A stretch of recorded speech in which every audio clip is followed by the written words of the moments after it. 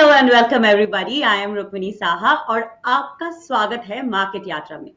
I know कि आप सोच रहे होंगे कि अमर सिंह की जगह ये कौन आ गई है ना? बट आपके फेवरेट अमर सिंह भी हमारे साथ ही है। So welcome welcome Amar sir. Yeah, thank you, Rukmini, and welcome, friends. Okay, so इस हफ्ते हम देखेंगे मार्केट यात्रा एक नए फॉर्मेट में, जहां हम आप तक पहुंचाएंगे मार्केट से जुड़े इंटरेस्टिंग कॉन्सेप्ट्स एंड डिटेल्स विस्तार में। और सीखेंगे कि कैसे आप अपने ट्रेड्स को बेहतर तरीके से प्लान कर सकते हैं for better returns in the market. Absolutely, but हम आगे बढ़े उससे पहले मेक श्योर कि आपने हमारे चैनल को सब्सक्राइब किया है और बेल आइकन पर भी क्लिक किया है, ताकि आप हमारे इंफॉर्मेटिव वीडियोस कभी मिस ना करें। तो चलिए शुरुआत करते हैं आज का एपिसोड। सो अमर सर, मेरा पहला सवाल आपसे ये होगा कि इंडिया के जो ट्रेडर्स है एंड इन्वेस्टर्स है, वो ज्यादातर ऐसे Dow Jones, Nifty, bank Nifty, SGX Nifty, इन सब के बारे में बात करते हुए मिलते हैं। तो आप अगर हमें समझाएंगे कि ये एग्जैक्टली क्या है?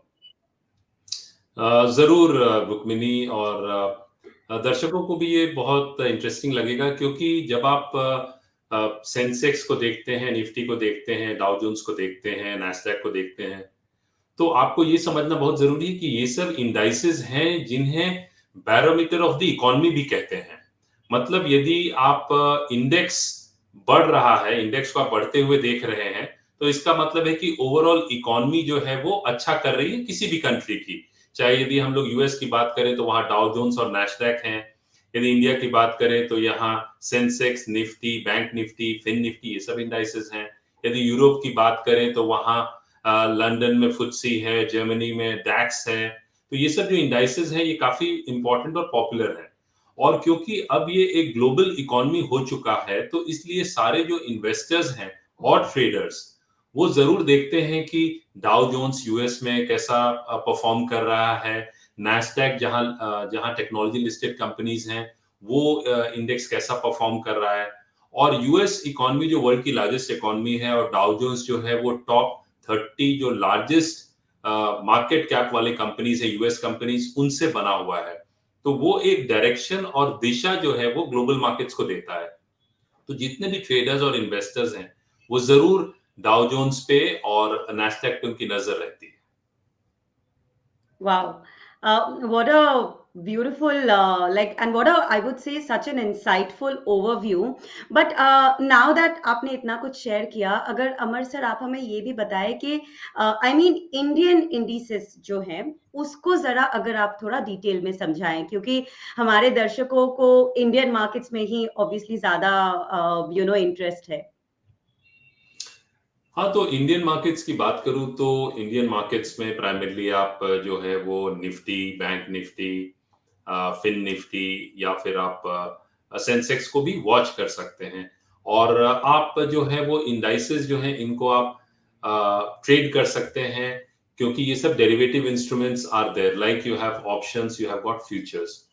तो जब आप ट्रेडिंग करते हैं तो आप ऑप्शंस फ्यूचर्स में ट्रेड कर सकते हैं, पोजीशंस बिल्ड कर सकते हैं।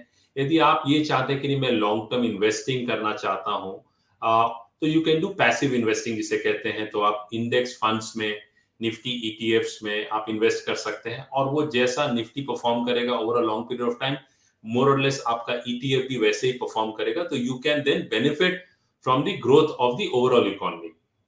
Now coming to trading part, कि यदि आप निफ्टी, बैंक निफ्टी या फिर फिन निफ्टी ट्रेड करते हैं, तो जैसा मैंने कहा, आपके पास दो ऑप्शंस हैं। मतलब या आप फ्यूचर्स में ट्रेड कर सकते हैं या फिर आप ऑप्शंस में ट्रेड कर सकते हैं। अब यहाँ अगेन समझने वाली बात यह है कि यदि ऑप्शंस की मैं बात करूं तो यहाँ वीकली ऑप्शंस हैं, मंथली ऑप्शंस हैं।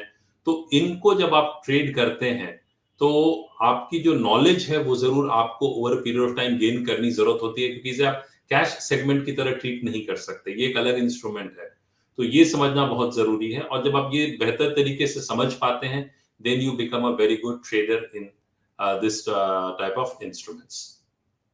अमर सर, आपने क्योंकि ये शेयर किया, तो मुझे आपसे नेक्स्ट ये जानना होगा कि ये जो ऑप्शन ट्रेडिंग है, ये सुनते ही काफी सारे ट्रेडर्स एक्साइटेड भी हो जाते हैं और काफी सारे ट्रेडर्स मतलब डर भी जाते हैं। तो ऐसा एग्जैक्टली लाइक क्यों होता है? ये आपने बहुत ही अच्छा सवाल पूछा, क्योंकि मैं आपको एक एग्जांपल के साथ समझाता हूँ कि जैसे फॉर एग्जांपल यदि मार्केट्स में जनरली दो सेगमेंट्स होते हैं, कैश सेगमेंट होता है, दूसरा डेरिवेटिव सेगमेंट होता है। तो कैश सेगमेंट में फायदा क्या रहता है कि सपोज आपने इन्फोसिस का शेयर खरीदा, तो आप उसे खरीद के आप जब तक चाहें, जितने साल चाहें होल्ड करके रख सकते हैं।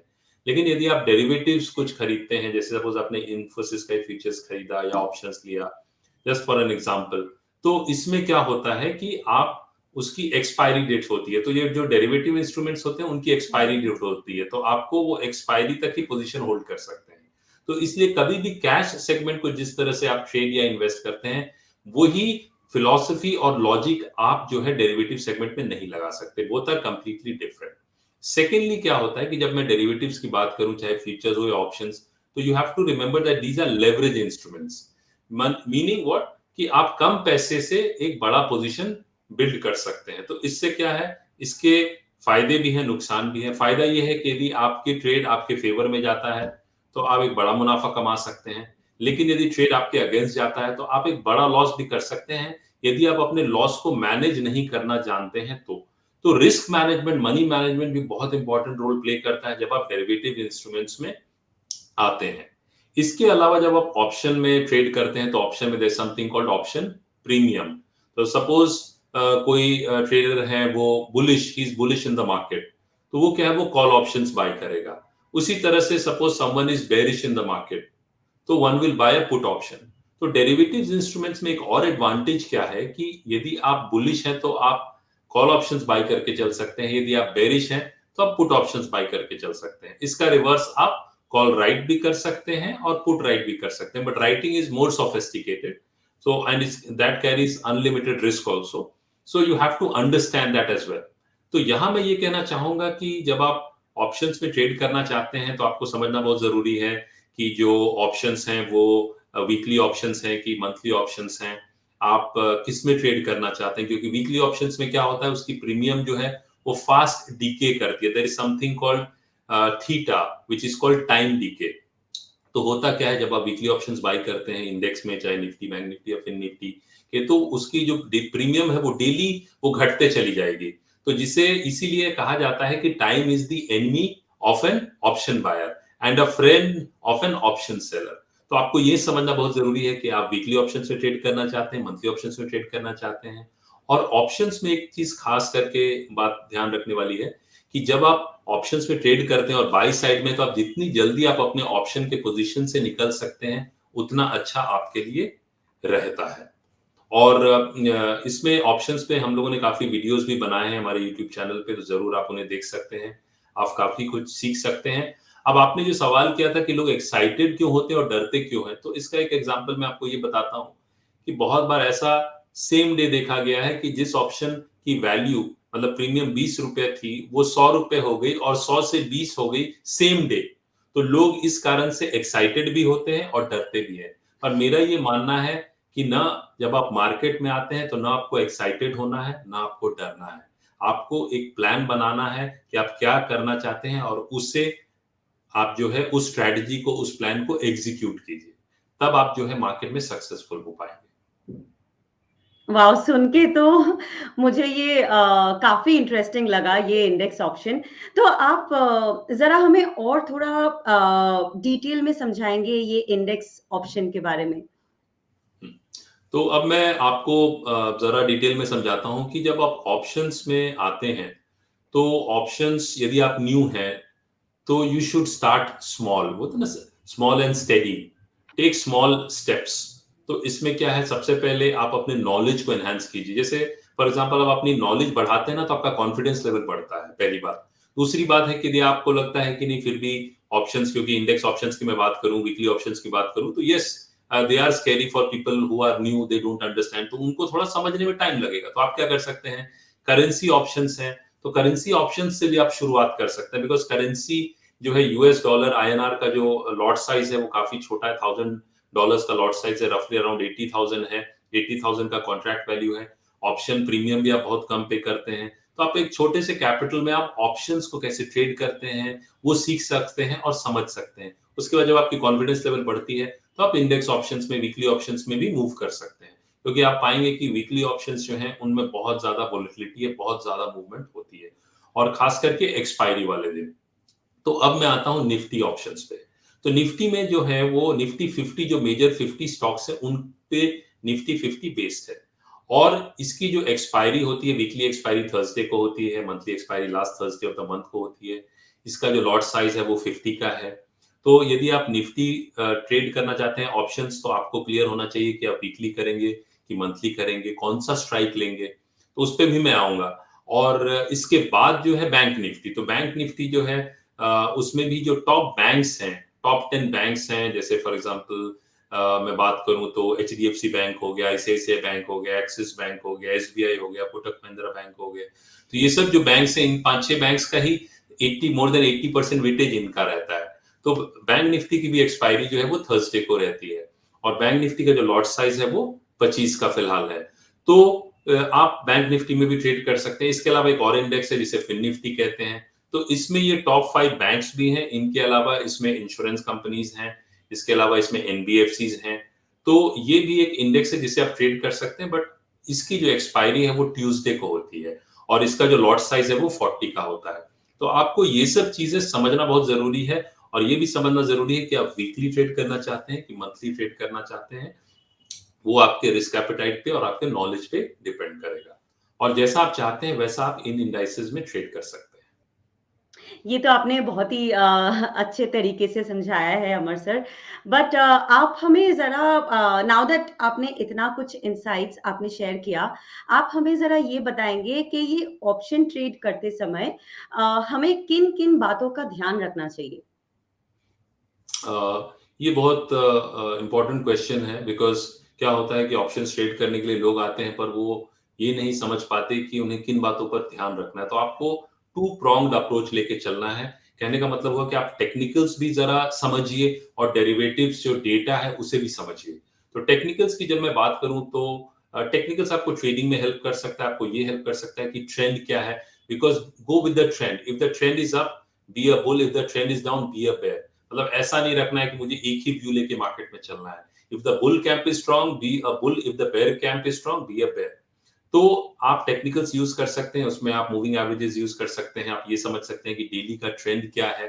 डेली का ट्रेंड यदि आपका है तो आप शॉर्ट टर्म बाइंग अपॉर्चुनिटीज देखिए। तो आप क्या होता है कि आप कॉल ऑप्शन बाइंग देखिए, और उसके लिए आप 15 मिनट चार्ट पे देख सकते हैं, 5 मिनट्स पे भी देख सकते हैं यदि आप इंडाइसेस ट्रेड करते हैं।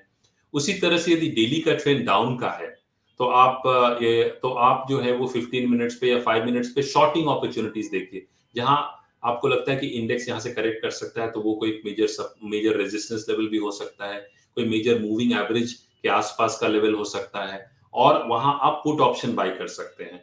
तो जब आप ट्रेंड के साथ चलते हैं, टेक्निकल्स को यूज करते हैं, तो आपकी जो प्रोबेबिलिटी ऑफ सक्सेस जो है वो बढ़ जाती है।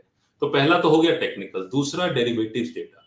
तो हमारे एंजल वन मोबाइल एप्लीकेशन में डेरिवेटिव्स डेटा में आपको लॉन्ग बिल्टअप हो रहा है कि शॉर्ट बिल्टअप हो रहा है, इसके अलावा ऑप्शन ग्रीक्स जो है वो डेटा आपको मिल जाता है, आईवी वोलेटिलिटी क्या है, ये सारा कुछ आपको मिल जाता है। तो आपको पता चलता है कि हाँ, कौन से स्ट्राइक्स में ओआई बिल्ड हो रहा है, कौन से स्ट्राइक्स जो है वो उनमें ट्रेड करना चाहिए। तो ये सब बातें जो है आपको डेरिवेटिव्स डेटा के थ्रू मिल सकती है। तो जब आप टेक्निकल्स और डेरिवेटिव्स को कंबाइन करते हैं, तो आपकी प्रोबेबिलिटी ऑफ सक्सेस जो है वो बढ़ जाती है। वाओ! ये काफ़ी इंसाइटफुल था, आई एम श्योर सभी के लिए। सो अब मैं आ जाती हूँ मेरे लास्ट क्वेश्चन पर। So finally Amar sir, if you can help us with 3 key things that any successful option trader must keep in mind. या so the first thing is that जब भी आप ऑप्शन बाइंग करते हैं, तो you always have to remember that you are racing against time, meaning time is your enemy. तो जब आप ऑप्शन बाय करते हैं, तो जितनी जल्दी आप अपने ऑप्शन के पोजीशन से बाहर निकल पाते हैं उतना बेहतर है, because every minute your option premiums value is declining. तो ये समझना बहुत जरूरी है, और इसे कैश सेगमेंट जैसा ट्रेड नहीं करना है ऑप्शंस को। ये क्लैरिटी एक होनी बहुत जरूरत है। सेकेंडली, ऑप्शंस में क्या होता है, उसमें स्ट्राइक्स होते हैं, तो उसमें एक एट द मनी हो गया, जो करंट मार्केट प्राइस के सबसे पास वाला स्ट्राइक रहता है उसे एट द मनी कहते हैं। उसके बाद आउट ऑफ मनी ऑप्शंस रहते हैं और इन द मनी ऑप्शंस रहते हैं। तो बहुत बार क्या होता है, लोग जो है वो चीप ऑप्शंस, मतलब deep out of money options जो बहुत करंट प्राइस से काफी दूर हैं, उन ऑप्शंस को वो बाय करते हैं क्योंकि वो सस्ते में उनको मिल रहा है। ये गलती नहीं करना है, क्योंकि उसमें आपको सस्ते में मिल रहा है, बट उसमें पॉसिबिलिटी और probability of making money reduces significantly. इसीलिए जब आप ऑप्शन में ट्रेड करते हैं तो एट द मनी जो ऑप्शंस हैं उसमें से एक दो स्ट्राइक ऊपर एक दो स्ट्राइक नीचे ऑप्शंस में ही आप पोजीशन लीजिए, और जितनी जल्दी आप उन्हें पोजीशन से निकल सके उतना बेहतर। और तीसरी बात, don't average a losing trade. बहुत बार क्या होता है कि किसी ने एक ट्रेड लिया, ट्रेड में लॉस हो रहा है, तो बोलता है कि नहीं मैं नीचे और एवरेज कर लूंगा तो मेरी जो बाइंग प्राइस है वो कम हो जाएगी। That's never a good strategy. तो आप जो है जो लूजिंग ट्रेड में पोजीशन को एवरेज मत कीजिए। वो कभी कभी आपको हेल्प करेगा, बट यू विल फाइंड कि that majority of the time you will not make money in that way. इसीलिए लॉस वाले ट्रेड में कभी भी एवरेज नहीं करना चाहिए। तो जब आप इन 3 बातों पे ध्यान देते हैं, इसके अलावा आप टेक्निकल्स और डेरिवेटिव्स डेटा को भी देखना शुरू करते हैं, तो आप एक बेहतर ऑप्शन ट्रेडर या बेहतर डेरिवेटिव्स ट्रेडर के राह पे जो है वो आगे बढ़ जाते हैं। तो आज के एपिसोड में इतना ही। आशा करता हूं कि आपको ये एपिसोड जरूर पसंद आया होगा। यदि आपके कुछ क्वेरीज हैं तो जरूर आप पूछिए, मैं उन्हें रिप्लाई करूंगा। And thank you Rukmini. I hope आप सभी को हमारा आज का एपिसोड बहुत ही पसंद आया होगा। अगर आपके पास कोई भी सवाल है तो हमें कमेंट्स में जरूर बताएं, and we'll be happy to help. Do like this video and share this video, and don't forget to subscribe to our YouTube channel. Till next time, happy trading.